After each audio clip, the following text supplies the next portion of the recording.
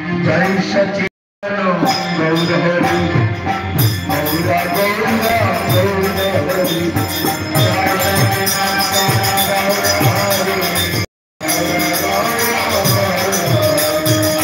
कृष्ण प्रिय गौर हरि कृष्ण प्रिय प्राण गौर हरि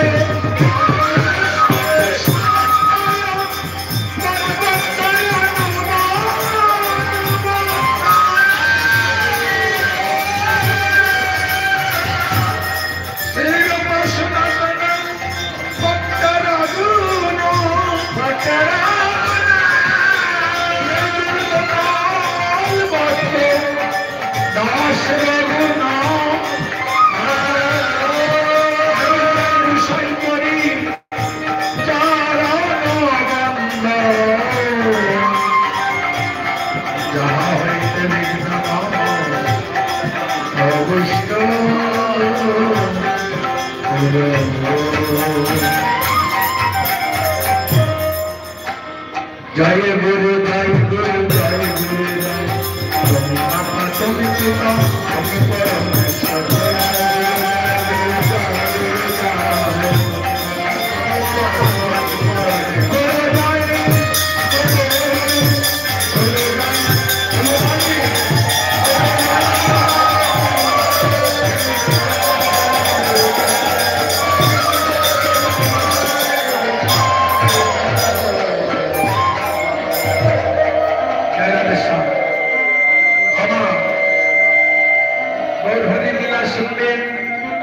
गोविंदेर लीला शुने এইভাবে আত্মা গুছিয়ে বসলে হবে না একটু মধ্যে মধ্যে উলুধ্বনি জয়ধ্বনি আর হরিধ্বনি থাকতে হবে নতুবা কীর্তনের দায়িকা শক্তি বাড়বে না আর যজ্ঞে এসে আপনাদের মনপ্রাণকে যজ্ঞে আহুতি দেওয়া হবে এই ধ্বনি অবশ্যই থাকতে হবে আপনাদের আনন্দে কীর্তনের আনন্দ আর সবার আনন্দে আমার গোবিন্দের আনন্দ একবার দুবাহু তুলে বলুন সবাই জয় জয় নিতাই গৌর হরি হরি চৈতন্য মহাপ্রভু কি চৈতন্য মহাপ্রভু কি চৈতন্য মহাপ্রভু কি ও ভালো লাগলো তবে যে কোনো পালা যে কোনো গোবিন্দের লীলা রাধা গোবিন্দের লীলা করতে হলে বাবা আগে গৌরচন্দ্র বা গৌরচন্দ্রিকা কীর্তন করতে হয় কেননা সংকীর্তনের পরম পিতা হলেন আমার গৌর সুন্দর আর তার গুণ কীর্তন না করে রাধা গোবিন্দের লীলা কীর্তন করলে তাতে কিন্তু অপরাধের বাণী হতে হবে তাই আমরা নবদ্বীপের লীলা থেকে শুরু করি কীর্তন করতে করতে বৃন্দাবনে গিয়ে পৌঁছাবো না তারপর সবাই মিলে বলো জয় জয় নবদ্বীপ ধাম কি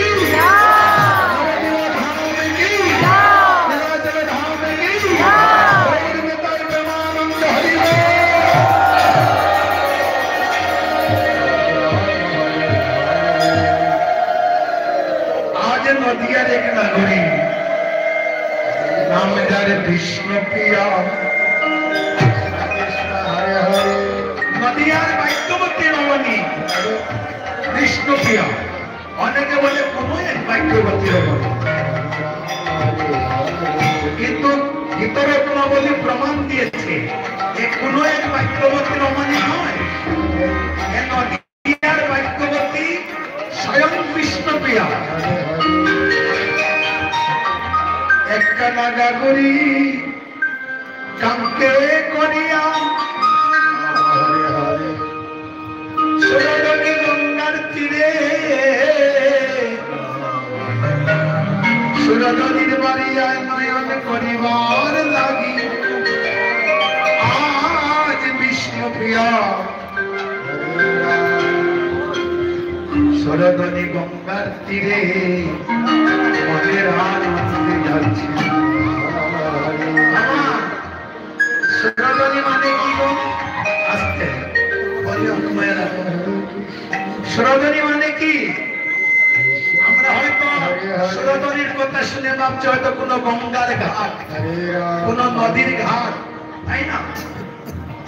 কিন্তু শাস্ত্রে বর্ণিত আছে নবদ্বীপে যে গঙ্গা একটা তো ভাগীরথী গঙ্গা, সুরধনী গঙ্গা, কিন্তু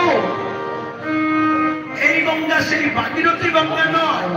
আজ যে বিষ্ণুপ্রিয়া যে গঙ্গায় উপনীত হয়েছে সেই গঙ্গার হয়েছে ভাগবতী ও গঙ্গা। গঙ্গা হয়েছে ভাগবতী গঙ্গা, আর সেই গঙ্গায় আর কোথাও নয় যেখানে হয় নামের ধ্বনি, উলুর ধ্বনি, জয়ের ধ্বনি। মহাজন বাবু করে বলছে এই তো হলো সুরধ্বনি, হলো সুরধ্বনি, এই তো হলো সুরধ্বনি, হলো সুরধ্বনি, এই তো হলো সুরধ্বনি, এই তো হলো সুরধ্বনি। যেখানে হয় নামের ধ্বনি এই তো হলো সুরধ্বনি, যেখানে হয় উলুর ধ্বনি এই তো হলো সুরধ্বনি।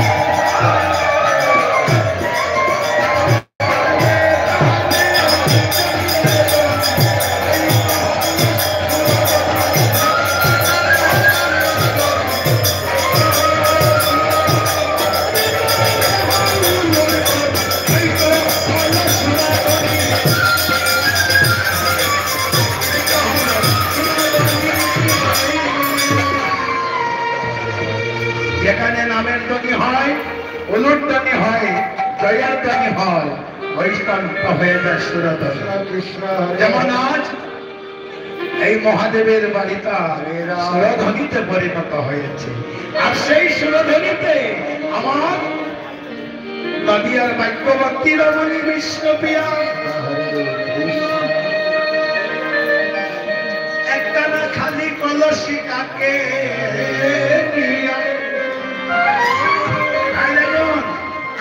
তত্ত্ব না থাকলে তো কীর্তনে আনন্দ নেই।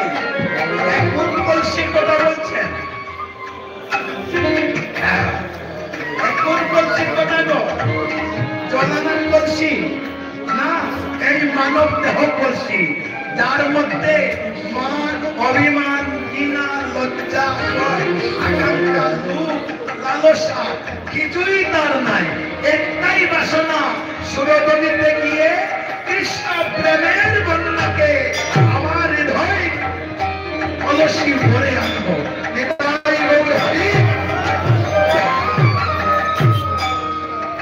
এই কথাই ভাবিয়া আজ বিষ্ণুপ্রিয়া সুরধ্বনি গঙ্গার তীরে গিয়া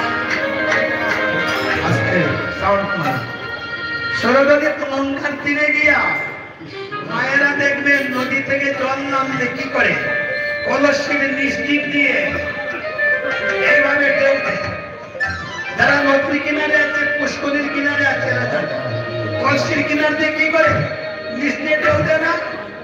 কেন ঢেউতে? কারণ জলের উপরে অনেক নোংরা ময়লা, কলসির ঢেউ দিলে ময়লাটা পরিষ্কার হয়, আর সেই পরিষ্কার জল নিয়ে মানুষ পায় আসে।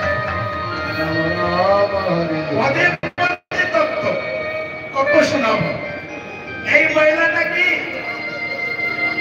এই ময়লা গঙ্গার ময়লা নয়, মনের ময়লা, যেখানে মায়ারূপী ময়লা আক্রমণ করে আছে, কিন্তু তার ভিতরে আছে কৃষ্ণ প্রেম ভক্তি রস। ময়লার নিচে এখন যদি ভক্তি রস নিতে হয়, তোমাকে আগে কি করতে হবে? তত্ত্বটা দেখুন, বলছে এই দেহ কলসি দিয়ে কীর্তনে আসিয়া যারা 3 বার গোড়াগড়ি দেবে, তার দেহের ময়লা পরিষ্কার হয়ে যাবে। কৃষ্ণপ্রিয়া ঠিক তাই করলো বাবা, যখন এসে 3 বার গোড়াগড়ি দিয়েছে। ভক্তপদ দুলি ভক্তপদ জন যখনই পেল বিষ্ণুপ্রিয়া, তখন আপনার চিত্ত দর্পণ পরিষ্কার হলে, পরিষ্কার হলো মনের ময়লা। ময়লা পরিষ্কার হয়েছে, ঢেউয়ের জলকে জলকে গৌরঙ্গ রূপ ছায়াখানি তার নয়নে যখন ভাসিল,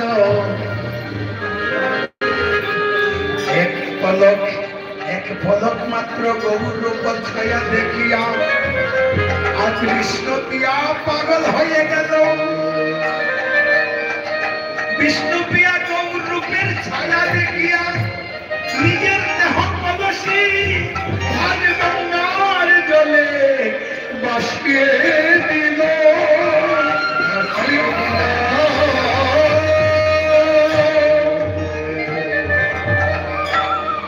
কলসি বলছে, আরে বিষ্ণুপ্রিয়া,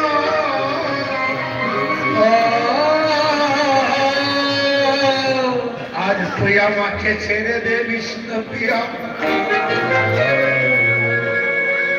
আমি ওই গঙ্গার জলে বসে বসে আমার কলসি জন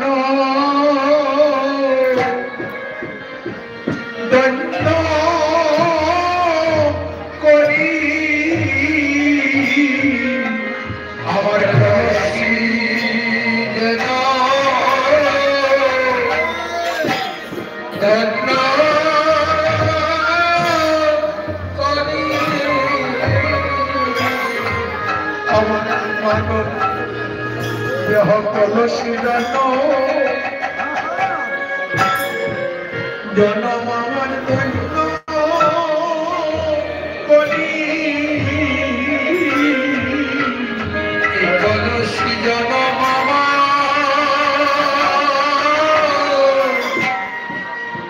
ধন্য ধন্য করি।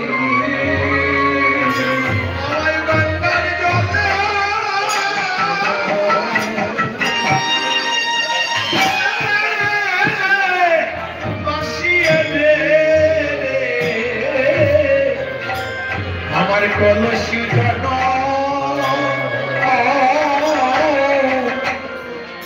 আমি দণ্ড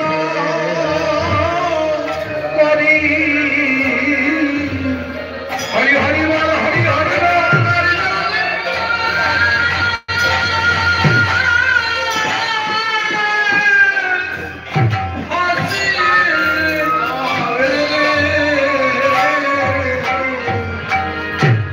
এই কলসি জন বাবা ধন্য করি। বলছে, বিষ্ণুপ্রিয়া তুই আমাকে ভাসিয়ে দে, আমি এই গঙ্গার জলে ভেসে ভেসে আমার মানব যেমন কলসি ধন্য করি। বিষ্ণুপ্রিয়া এক পলক গৌরহরিকে দেখে, এক পলক তাদের রূপ দর্শন করে পাগল হয়ে গেছে বাবা। আর দেহ মনোপান জীবন যৌবন সব গোড়ার চরণে অর্পণ করে দিয়েছে। আর বলছে, প্রভু আমার প্রভু।